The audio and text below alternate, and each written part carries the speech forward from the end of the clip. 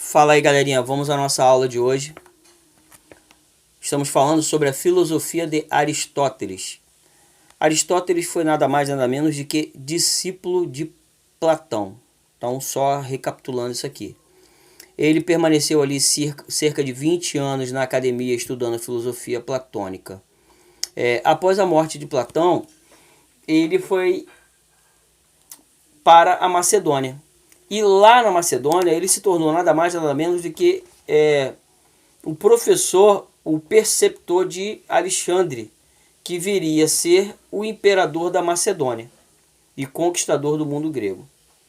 Ele retornou para Atenas com a ocupação da cidade pelos macedônicos, e ali ele fundou então a sua própria escola, a escola de filosofia, que a gente chama o Liceu. As pesquisas aristotélicas surgem do pressuposto de que a curiosidade humana é infinita e de que todo objeto é digno de ser analisado. Pensando dessa forma, o filósofo estende sua investigação para áreas até então distantes da especulação filosófica. É isso que nós estamos vendo em nossas aulas. Além de importantes tratados nos tradicionais campos da filosofia, como a metafísica, a ética e a política, Aristóteles produz uma significativa quantidade de escritos sobre meteorologia, sobre a astronomia, entre outros assuntos. Para Aristóteles, a finalidade da filosofia é obter o conhecimento ou ciência de todos os seres, das modalidades em que se realizam todas as ações de todos os artefatos produzidos pelos seres humanos. Bom, na aula de hoje nós vamos falar sobre a natureza social do ser humano, sociedade política e as formas de governo dentro da filosofia aristotélica. Na introdução de sua obra A Política, Aristóteles declara que o ser humano fora da sociedade política não é propriamente humano, mas sim uma besta.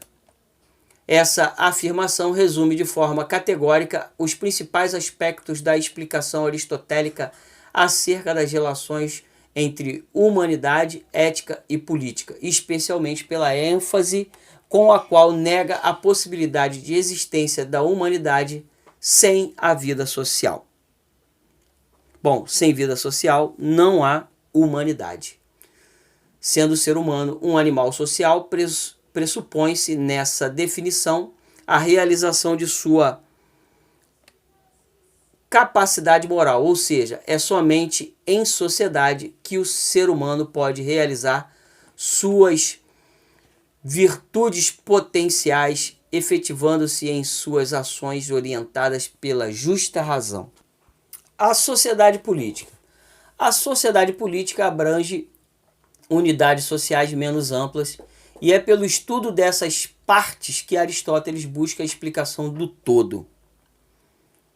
Seu ponto de partida, para tanto, é a sociedade doméstica, a família, essencialmente composta pelas relações entre senhor e escravos, pai e filhos, marido e esposa, cada uma delas regidas por um modo específico de poder, respectivamente o poder despótico, o poder paternal e o poder marital. Bom, a família é cronologicamente a primeira forma de sociedade natural e, como tal, segundo o filósofo, confere o comando aos seres superiores e a obediência aos seres inferiores, pois assim é no conjunto da natureza que, sem exceção, dispõe os últimos subordinados aos primeiros. Prevalecem assim a alma sobre o corpo, a razão sobre os sentidos, o mais velho sobre o mais novo e o macho sobre a fêmea, compondo uma harmonia benéfica ao todo e às suas partes. Desse modo, as crianças não têm condições de se conduzir pela medida racional, com a sensível diferença, porém, de que assim deverão proceder na idade adulta, pois são seres potencialmente racionais.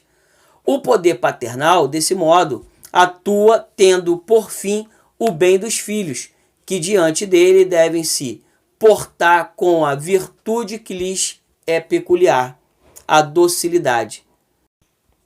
Bom, dito de outra forma, as partes menores não têm autonomia.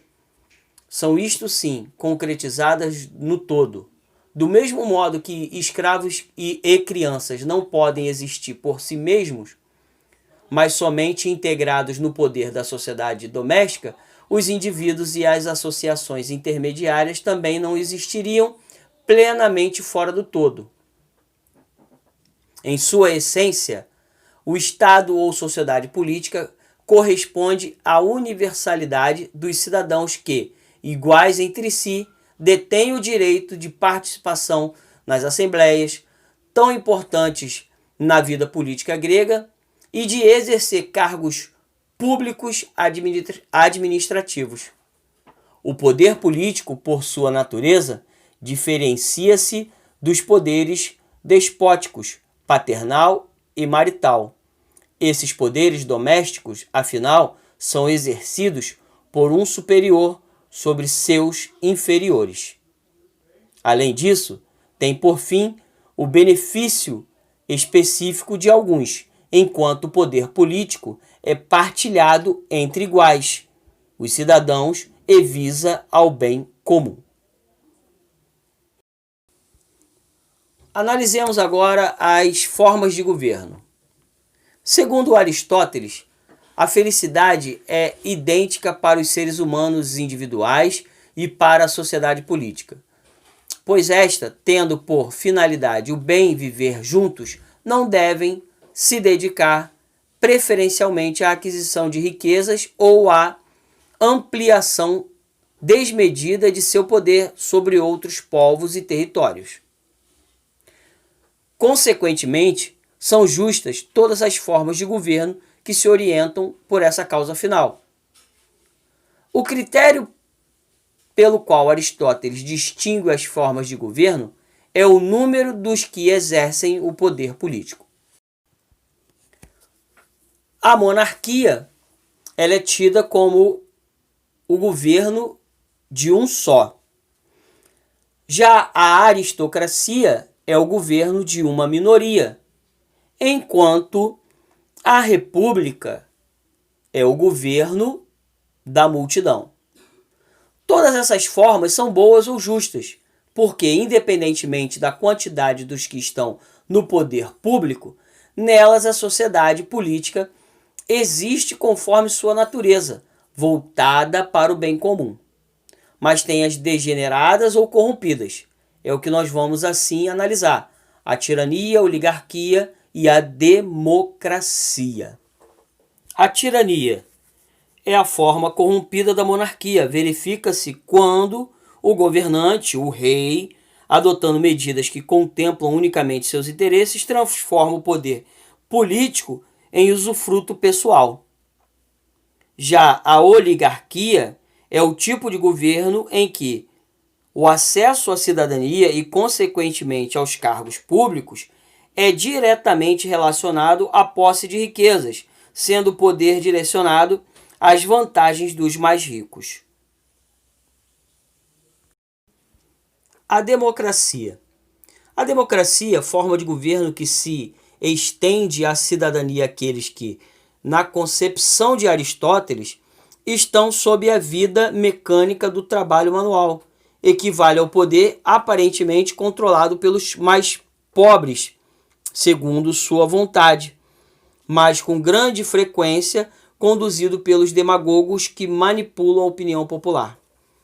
Bom, para finalizar, resta retomarmos em particular uma das formas virtuosas de governo, a república, pensada por Aristóteles como a forma de organização política tendencialmente mais estável. Em sua definição, a república, ela caracteriza-se pela extensão considerável da cidadania, contudo sem ampliá-la ao ponto de conferir direitos cívicos aos indivíduos de condição econômica muito baixa. Dessa maneira, A república seria uma forma estável de governo por se constituir em um conjunto amplo de cidadãos, com predomínio de um grupo com condições socioeconômica intermediária. O pertencimento da ética à política reaparece nitidamente nesse momento, pois a república é expressão da mediania, o meio termo tão precioso à virtude aristotélica. Então é o seguinte, pessoal. Uma vez que Constituição significa o mesmo que governo, e governo é o poder supremo de uma cidade, e o mando pode estar nas mãos de uma única pessoa, ou de poucas pessoas, ou da maioria, nos casos em que esta única pessoa, ou poucas pessoas, ou a maioria, governam tendo em vista o bem comum, estas constituições devem ser forçosamente as corretas. Caso contrário, constituem desvios os casos em que o governo é exercido com vista ao próprio interesse de uma única pessoa, de poucas pessoas ou de uma maioria. Pois, ou se deve dizer que os cidadãos não participam do governo da cidade ou é necessário que eles realmente participem.